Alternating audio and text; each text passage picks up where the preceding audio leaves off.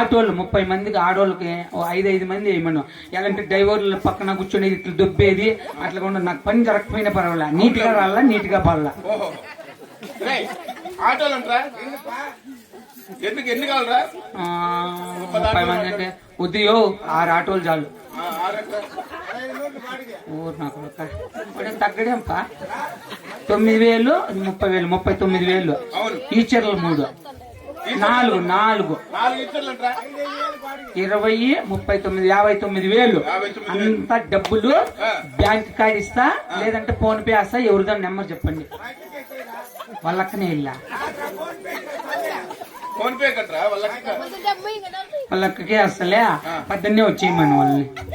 సరే కానీ ఎవరికో కేద్దు కానీ ఇంతమంది కూలీలు మాట్లాడినావు కదా, రమ్మను.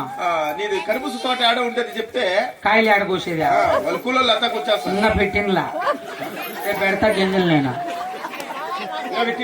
లే ఓడీసుకు పట్టండి గింజలకు. నీ పద్దె వచ్చి పెడతా. ఇల్లు వచ్చేయమని కూలోళ్ళు నేను పెడతా. నేను పెడతా వాళ్ళు రమ్మను.